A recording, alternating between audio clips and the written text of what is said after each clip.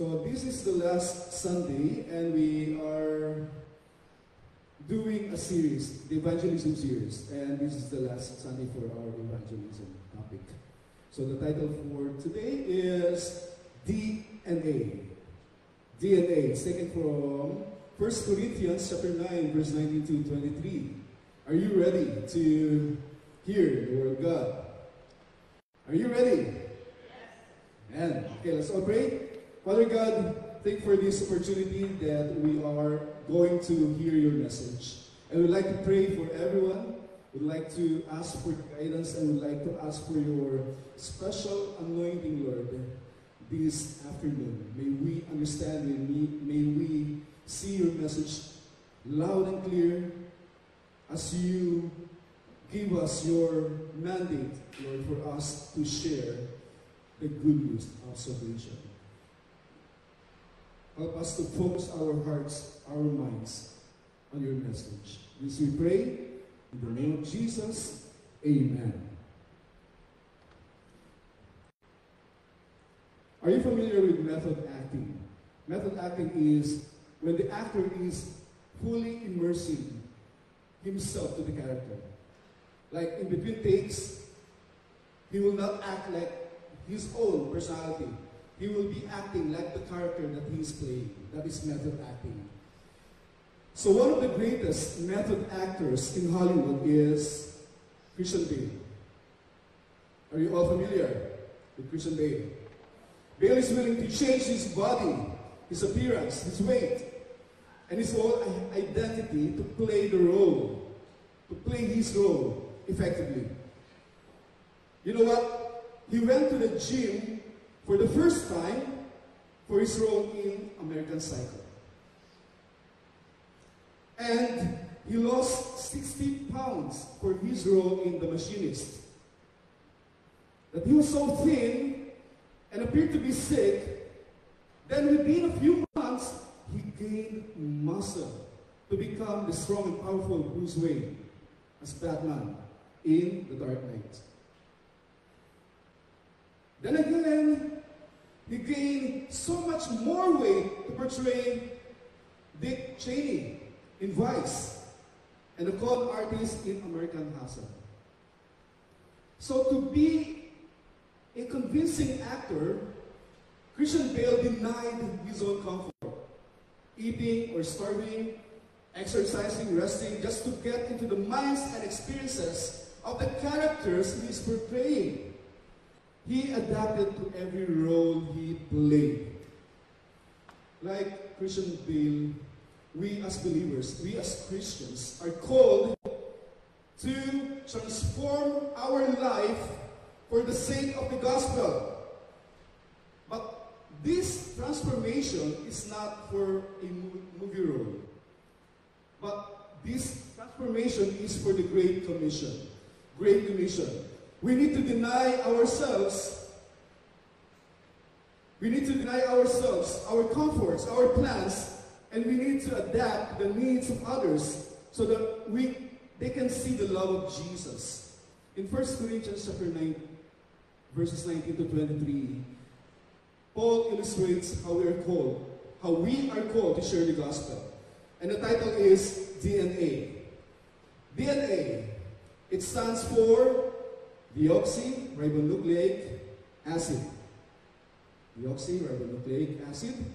It is the hereditary genetic instructions found in all living organisms, including humans, animals, plants, and this is used in the growth, development, functioning, and reproduction of life. So DNA is a blueprint that determines the traits of a person, like the eye color, skin color, height. And DNA is passed down from one generation to another generation. It holds a unique code that makes a person or an organism unique or distinct. So DNA is very useful in solving crimes, in identifying people, or reconnecting family members, especially siblings or twins. So as believers, as members of Faith Community Christian Church, we have this spiritual DNA. And our DNA that God has designed for us to do is to fulfill the Great Commission, to follow what God has commanded us, to share the gospel. That is our spiritual DNA. And we have two main points. DNA. Let's start with D. Deny. And A is adopt. Deny and adopt. Okay. First point is deny ourselves. Deny ourselves based on verse 19. Shall we read all together verse 19? Although I am free and belong to no one, I have made myself a slave to everyone, to win as many as possible. To win as many as possible. Paul wrote this 1 Corinthians to address some issues within the church at Corinth. Corinth was the melting pot of different people, classes, race, and religions during the time of the Roman Empire. Corinth was a city known for its diversity and immorality. So during that time, Paul defended his rights being an apostle and his rights to receive financial support from the church. So what he did is he voluntarily gave up these rights and became a slave. He gave up his rights as an apostle and his rights to receive support from the church to become a slave to everyone. So what's the purpose? Why did he choose to become a slave? So as to win as many people as possible. You know, slavery was very rampant during the Roman culture. Yet Paul practiced self-denial. Paul denied himself. So as believers, we have to emulate what Paul did, denying himself. So to become a servant to everyone, it means to become a slave to everyone. It means we need to deny ourselves and prioritize the needs of others over our own rights and comforts for the gospel. For the gospel. If there's anyone who exemplified self-denial, it is Jesus. Jesus showed self-denial throughout his ministry.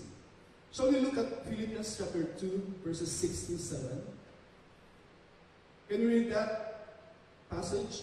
Verse 6, Jesus, who, being in very nature God, did not consider equality with God something to be used to his own advantage. Rather, he made himself nothing by taking the very nature of a servant, being made in human likeness. Being God, Jesus chose to be human. He chose to be slave for us to have eternal life. So Jesus denied his divine rights to fulfill his mission on earth. And his mission was to die on the cross to redeem us from our sin. That was the mission of Jesus. So he humbly stepped down from being God, from his heavenly throne, to serve humanity and sacrifice his life.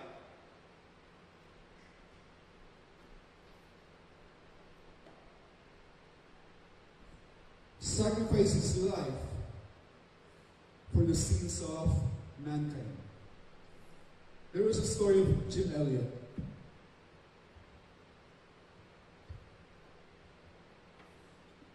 Jim Elliot was very young, full of dreams and opportunities, with the world at his feet. The promise of a comfortable life was in his hands. Jim Elliot had high education, a promising future, and a loving family. He just got married, and his wife, Elizabeth Elliot, was expecting their first child. He could have a comfortable life in the U.S. Yet, Jim Elliot responded to God's calling. What was the calling? The calling was to go beyond the comforts of home and to share the gospel to the dangerous jungles of Ecuador, where the Waorani tribe lived. Waorani tribe. So this tribe was isolated. This tribe was hostile toward outsiders. And these tribe people had a history of violence. And to get to them, to reach them, to approach them, it is as if you're facing death. But for Jim Elliot, he was not overcome by any fear. He wrote in his journal, "He is no fool who gives what he cannot keep to gain what he cannot lose." For Jim Elliot, it is not foolishness to give his life that he cannot keep, so as to gain eternal life that he cannot lose. So with other 4 missionaries, Jim spent months preparing for the mission. They flew over the tribe of Waorani using small plane, and what they did is they would drop gifts. They would drop gifts and give messages of peace. After much planning, then the big day finally came. So they landed their plane on the riverbank. Jim Elliot had full of confidence, hope that God would bring them to the tribe. But something went wrong. Something went wrong. You know, Jim Elliot, together with the 4 missionaries, they risked everything for the sake of the gospel, but they were ambushed to death by the people they wanted to reach. Jim Elliot was only 28 years old. He was only 28 years old. But you know what? The story never ended that way. Because after the death of Jim Elliot, his widow, Elizabeth, decided to continue his mission. So with other missionaries, Elizabeth went back to Waorani tribe. And through her perseverance, the Waorani tribe knew only violence and fear. They came to know Jesus. They came to know Jesus. And some of the men who actually killed Jim Elliot, they became Christians. And they became friends of the missionaries. Through his sacrifice, we can see that his sacrifice was not in vain. His willingness to deny himself and to give up his life for the gospel led to the salvation of many people. A lot of people got saved. And it reflects Jesus' words in Luke chapter 9, verse 23. It says, "Then he said to them all, whoever wants to be my disciple must deny themselves and take up their cross daily and follow me." I'm going to ask you, what are we willing to deny for the sake of Jesus? What are we willing to deny for the sake of Jesus? Jesus might not be calling us to go to mission work, like what happened to Jim Elliot. But we are called to deny ourselves. We are called to deny ourselves for the sake of others. We are called to win souls for Jesus above our own comfort. to reach these people no matter what the cost. Personal testimony: when I arrived here in Canada, I learned to deny a significant part of my life. In the Philippines, I used to have a comfortable life.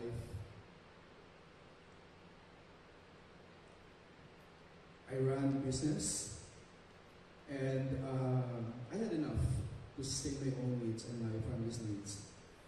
But living here in Canada is a humbling experience to me. Here, I learned to embrace humility. I learned to try doing odd jobs like factory, construction, cleaning. So it teaches me self-denial. And I know it is vital part of my spiritual DNA, allowing me to follow God's calling to introduce Jesus with other people.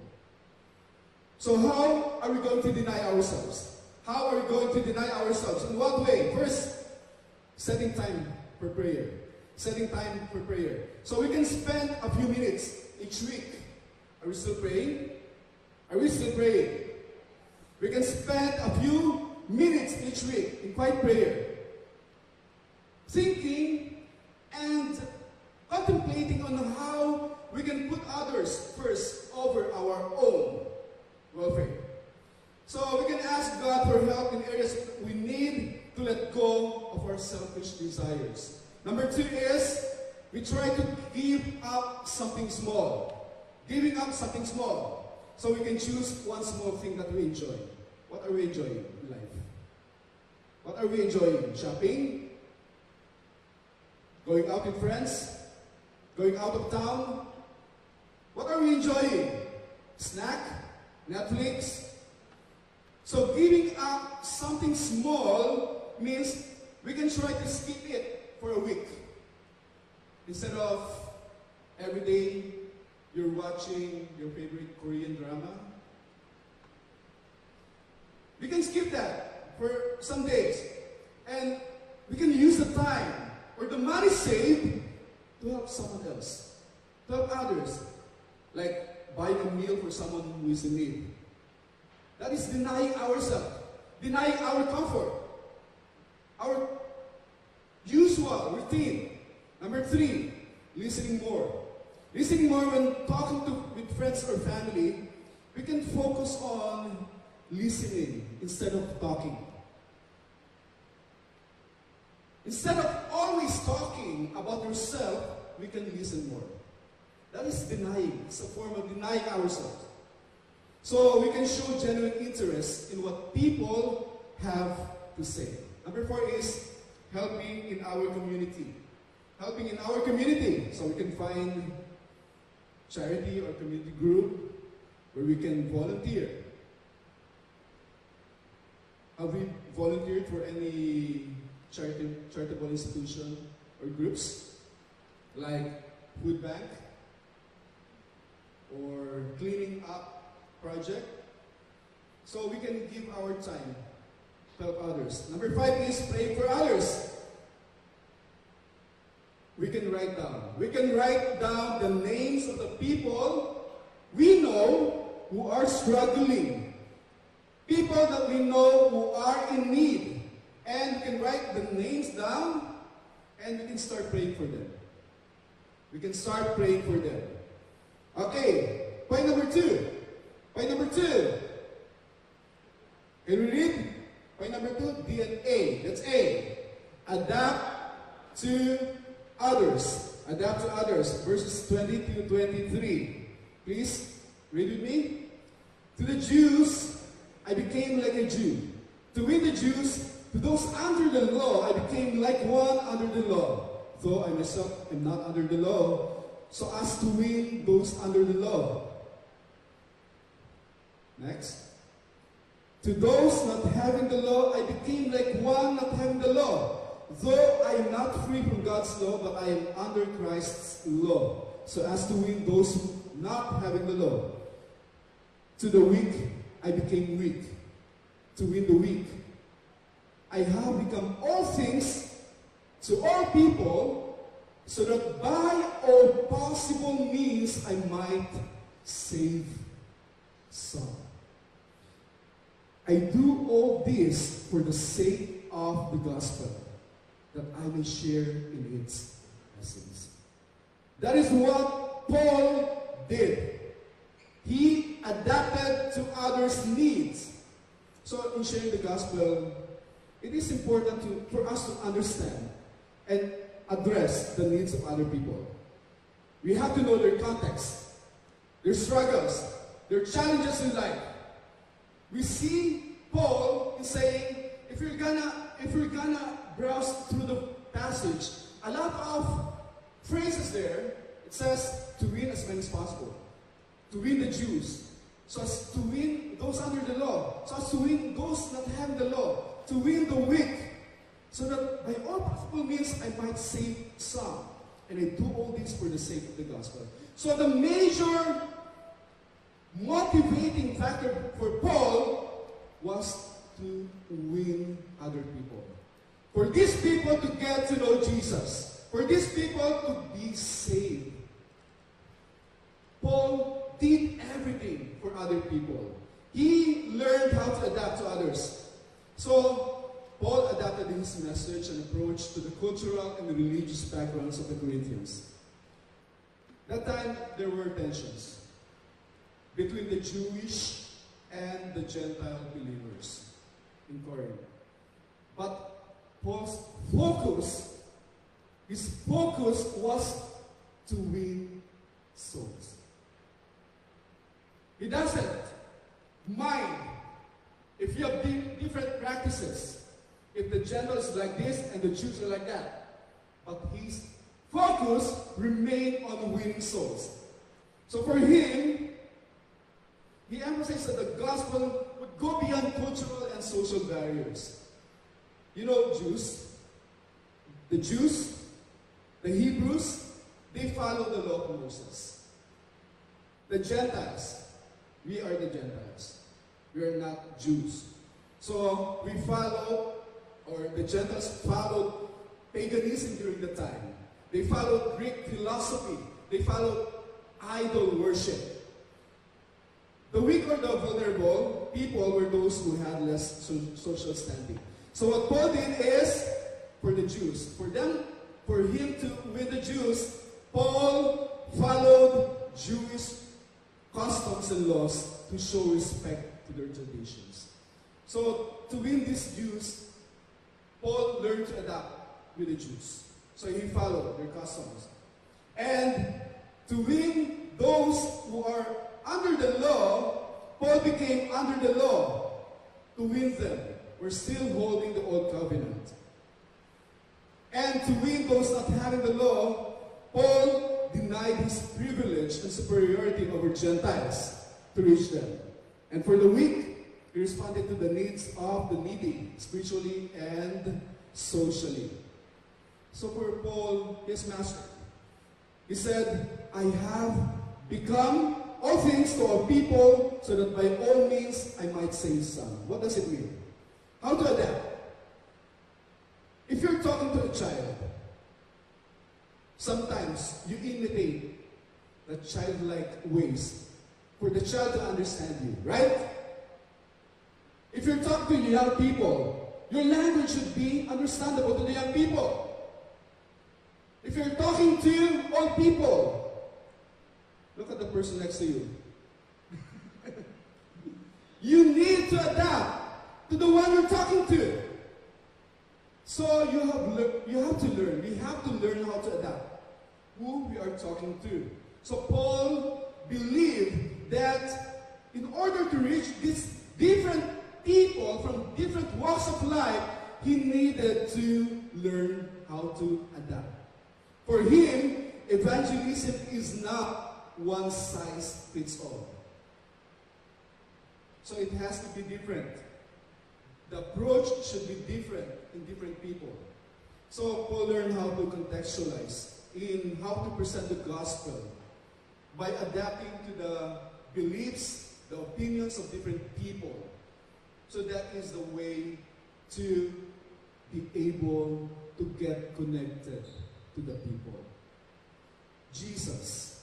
Jesus exemplified adaptability by associating with sinners and outcasts. So Jesus' willingness to be with those rejected by society is very evident. In Matthew chapter 9, verses 10 to 13, can you read that? Everybody, please read. While Jesus was having dinner at Matthew's house, many tax collectors and sinners came and ate with him and his disciples. When the Pharisees saw this, they asked his disciples, "Why does your teacher eat with tax collectors and sinners?" On hearing this, Jesus said, "It is not the healthy who need a doctor, but the sick. But go and learn what this means. I desire mercy, not sacrifice, for I have not come to call the righteous, but sinners." So even Jesus adapted with people in need of hope of the gospel because his mission was to save the lost. We have to learn to adapt to others. If you would like to reach a person who is a businessman, we should be able to understand how they act. If you're trying to reach poor people or homeless people, you should be able to understand what they're going through for us to present the gospel. Hudson Taylor was one of the powerful examples of Christian adapting to others to reach them with the gospel. Hudson Taylor.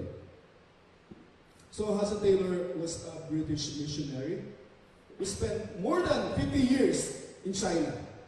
You know, when he first arrived in China in 1850s, he realized that most missionaries coming from the European countries or the US, they were struggling to connect with the Chinese. Do you have Chinese blood? Is there any Chinese here? Most of the missionaries before, they could not connect with the Chinese. So, he noticed that these missionaries remained distant or very far from the Chinese people because there's difference in language, in customs, in traditions, in appearance, and lifestyle. So, they could not connect. They could not adapt to these Chinese people. So what he did is, Taylor chose to fully adapt and immerse himself in the culture of Chinese.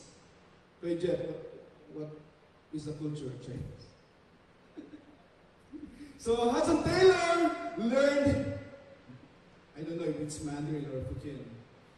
He learned the language of the Chinese fluently.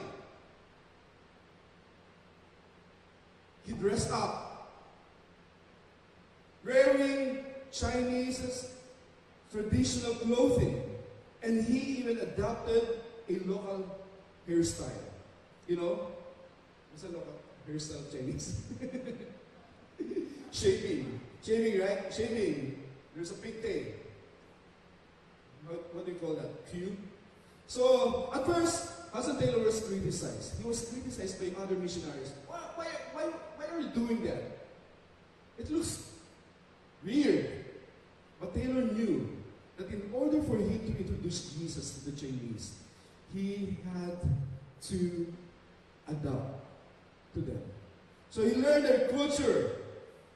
Hudson Taylor respected their customs. And he was able to build genuine relationships with the Chinese.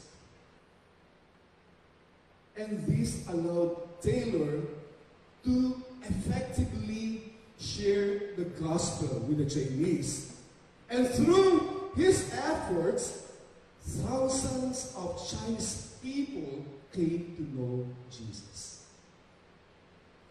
And Taylor's mission in China, Inland Mission, became one of the most successful Christian missions in history. Imagine that. So Hudson Taylor became all things to all people. Can we do that? Can we adapt to others? Can we adapt to their background, upbringing, in order for us to reach these people? I'm still learning to adapt. I'm still learning to adapt. Here in Canada, when I got here, I learned to adapt. By connecting with people here from different backgrounds, different walks of life. So, I'm still learning to understand different people. If I'm talking to all people, I need to relate to them. If I'm talking to the youth, I have to understand what they're going through. So, I'm still a work in progress. But here in Canada, I learned how to be flexible in my approach to evangelism. So, by adapting to others, it opens many doors for me to have conversations with some members here. So, I'm learning to fulfill my spiritual DNA, which is to share the gospel. How do we adapt as Christians? How do we adapt? First, learning about other people. Are we interested, even interested to learn about people? Do we care about other people? Or what we care for is just ourselves, our family? Do we care for others? Do we even think of others? So learning about other people. We have to take time to understand others so we can connect and share the gospel with them. Number two, reaching out to someone new. Every time we meet people who are new, let's try to make an effort to introduce ourselves. As family of FCCC, every time we see different faces here in our church, let's try to make some effort to reach out to them, to talk to them, to learn about them. So let's invite them for lunch, so for us to know more about their life. Number three, offering to help. Offering to help. Let's try to look for simple ways to help people around us. If we see a neighbor or a friend carrying groceries or heavy loads, let's try to offer or lend a hand, a helping hand. In that way, we are learning to adapt. Number four, having open conversations. Every time we meet someone with different beliefs, let's try to listen to their story. Let's try to listen to them without judgment. Then, we can share our faith, how the Lord changes our life. In that way, we can have connections with them. Number five, doing small acts of kindness. Always look for little ways to brighten someone's day.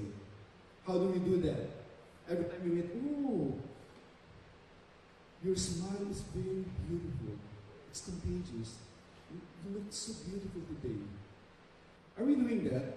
Somehow, it brings joy to the person that we are dealing with. Right? So let's try to do some small acts of kindness. Let's always look for little ways to brighten up the day of this person. It could be a compliment. We can write a note. You know, these simple acts can make a lot of difference. Let's spread kindness to everyone. Shall we spread kindness to everyone? Bring positive outlook to those people that we are encountering. Next is introducing people. If you know someone who feels alone, like me, if you know someone who feels alone, introduce them to your friends. Right? Hindi yung bahala ka sa buhay mo. Manong ka dyan. I don't care. So let's try to help create connections with our community so that these people may feel that they are valued. So again, DNA is deny ourselves and adapt to others. If we're planning to reach other people, we need to learn that. We need to learn that. Deny ourselves and adapt to others. Are we willing to deny ourselves? Are we willing to deny some part of our life? Maybe food. Who's willing to deny your eating habits for a time, just for you to be able to reach other people? We can deny our luxurious shopping for other people, right? There's a lot of people there who need our help. Let's try to be sensitive with others and try to adapt to their needs. So we'll stand and let's sing our theme song for the month.